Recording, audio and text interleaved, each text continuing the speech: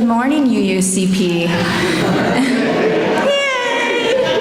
It's so wonderful to be back with you. It's been a couple of years, and I see this as my church home, even though I was only with you for a short while. So it's wonderful to see some familiar faces and to touch base with some people again.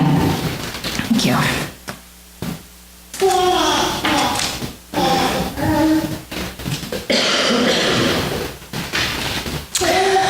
Oh, that we could be like the wood carver in our children's story, so grounded, so centered, so connected to our source, so in touch with our purpose that our actions cause others to say with astonishment, "This must be the work of the spirits."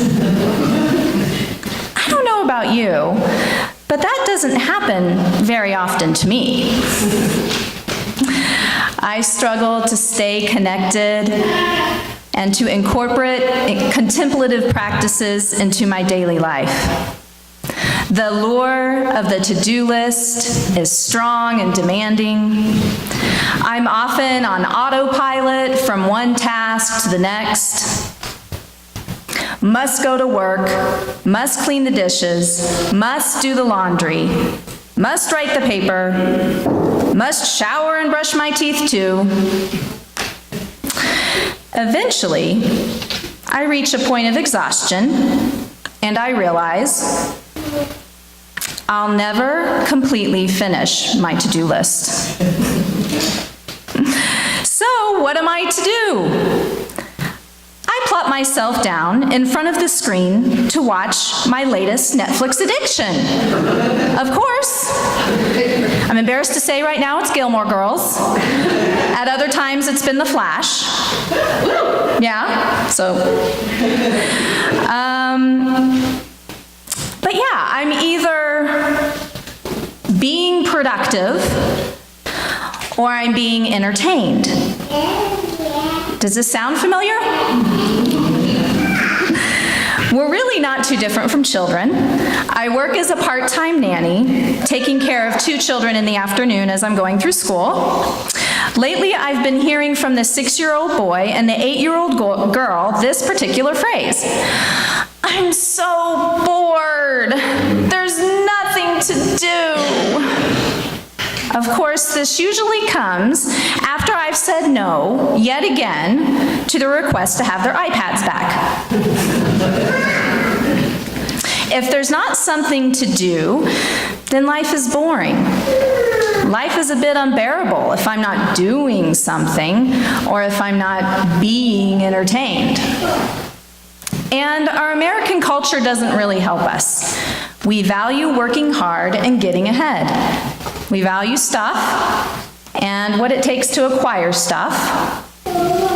And we value having our mind occupied. We're not quite sure what to do with boredom, and we tend to feel guilty if we're idle for too long. And these values, I think, creep into our church culture too. Unitarian Universalists are not immune to them. We like to be focused on action. We pride ourselves on being the church of deeds, not creeds. We truly want a better world, and we want to fight systems of oppression. And our minds, they like to be active too. We value the guidance of reason, the search for truth and meaning. We are active questioning, doubting, criticizing, analyzing, and then discussing all that we are questioning, doubting, criticizing, and analyzing. While our tradition has a strong history of action, we also have a strong tradition of contemplation. I have a friend who belongs to the Hindu tradition, and he recently asked me, "Do you have any mystics in your tradition?" I had to stop and think. I thought, well, we have reformers and activists, scientists, philosophers, doctors. We have Susan B. Anthony, Doretha Dix, Theodore Parker, Pete Seeger, just to name a few. But do we have mystics? But then I thought, oh, of course we do. We do have a tradition of contemplation and mysticism in Unitarian Universalism. Remember those transcendentalists? Remember Ralph Waldo Emerson, Henry David Thoreau, and Margaret Fuller? Emerson's Oversoul, and Thoreau's time at Walden Pond. And these are just a few of some of the influences which have informed our first source, which is the direct experience of that transcending mystery and wonder, affirmed in all cultures, which moves us to renewal of the spirit and openness to the forces which create and uphold life. But I worry sometimes that we have forgotten how to be open and receptive to mystery and wonder. I think Unitarian Universalists are starting to incorporate a little bit more the mystic side. But do we know how to be receptive and how to connect to our deep self? It is a hard balance to keep, that of action and contemplation. And action in and of itself is not bad. Richard Rohr, a Franciscan friar, says, when people ask me which is more important, action or contemplation, I know it's an impossible question because they are eternally united in one embrace, two sides of one coin. So, he continues, action is not the important word. Contemplation is not the important word. And is the important word. The important word is and. We need both. I'm curious though, what if we gave just as much attention to contemplation as we do to action? Last Wednesday, I attended a sitting meditation group in Richmond, California, where I'm living now in Berkeley, in that area. The format of the evenings is always introductions, we sit for 30 minutes, there's a Dharma talk, then question and answer. During the introductions, we were to state our names and give a reason for why we came. One participant shared that she was trying to recalibrate her life. She wanted to focus more on self-care, especially after just resigning her position at a very stressful job. She said, I no longer want to fit self-care around my work. I want to fit work around my self-care. That sounded pretty radical to me and courageous. I'd like to take it one step further, though, and call it soul care instead of self-care. Soul care was a favorite phrase of a professor of mine.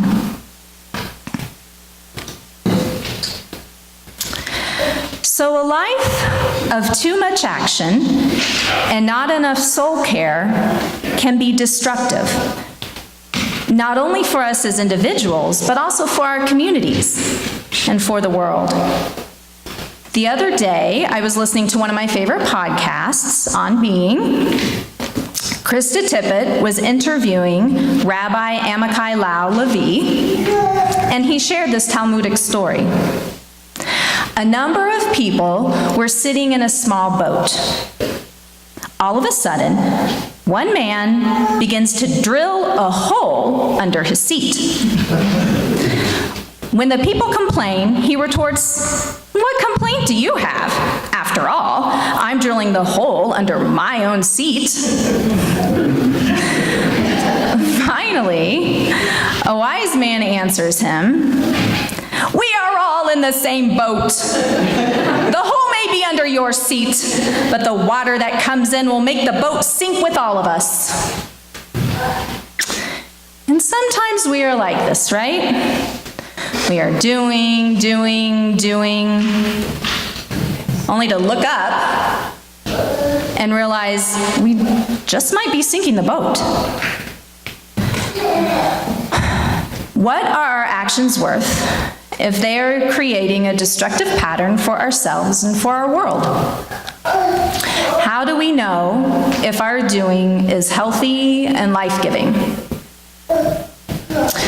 Rabbi Lau Levi goes on to say in the same interview, the important thing is to carve out space for being in the me so I can be more for the we. The important thing is to carve out space for being in the me so I can be more for the we. I feel really fortunate that I had this modeled for me as a kid. Every morning, my mom and my dad would get up early to have their individual quiet time. They would read passages from the Bible. They would pray. My mom, a lover of music, would also include singing hymns in her devotional time. It was important for them to connect each day to the God of their understanding and to get in touch with what was most meaningful and valuable in their life. Well, while I no longer share their beliefs, and mine are much more fluid than my parents', I do share the value of carving space for being in the me so I can be more for the we. Carving space for mystery and for connecting to my deeper self. We need contemplation in order to bless and be present with our actions, in order to make our actions holy, to see our experience through God's eyes. So, what exactly is contemplation?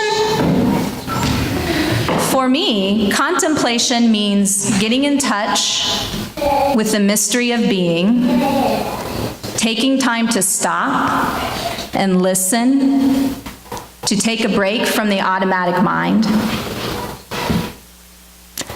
to reconnect with miracle and wonder,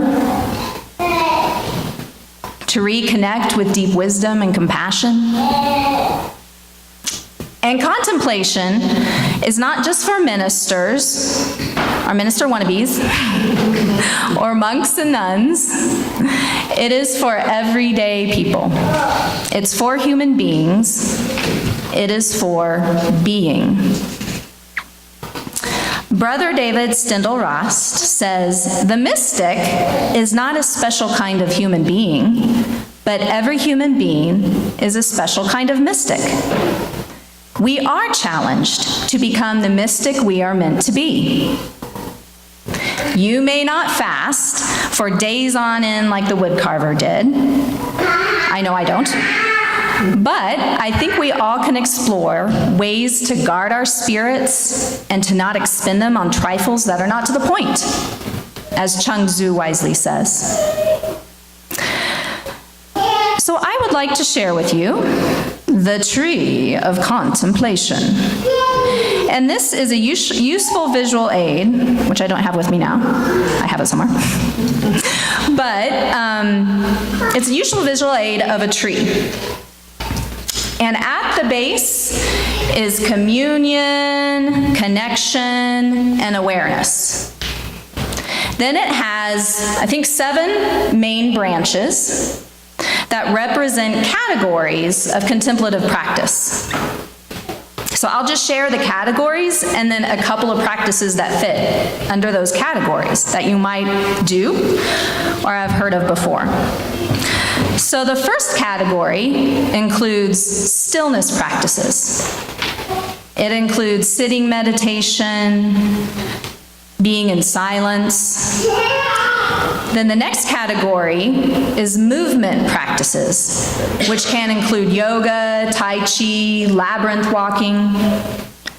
Then creation practices, which can include singing, journaling, contemplative art. Generative practices, which are prayer, maybe loving kindness meditation, ritual practices like what we are doing together, taking time out of ordinary time, keeping the Sabbath. Then there's relational practices, which include deep listening, storytelling. And this is what I find interesting. The last practice is activist practices. So going to vigils, going to marches, maybe volunteering. So in a certain frame of mind, these too are contemplative practices. Now, I tend to gravitate towards stillness and activists and generative practices. I like mindfulness meditation. I like going to vigils and volunteering. And then I also pray and observe Lectio Divina, which is meditative scriptural reading. But you might gravitate towards something else entirely. And as the tree illustrates, there are many ways to nurture and cultivate a contemplative way of being. You might gravitate more towards singing, or writing, or yoga, or movement. So good people of the UUCP, this is all one big dance. There is room for play, and there's room for experimentation, and there is room for forgiveness and for grace.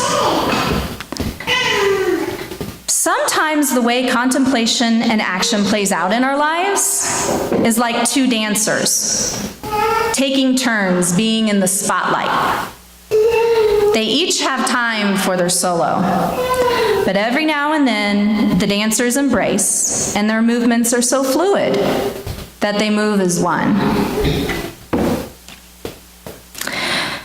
So may our action be grounded in contemplation, and may our contemplation be alive with action. May we see the beauty of mystery, and may our actions come from a place of love. May it be so.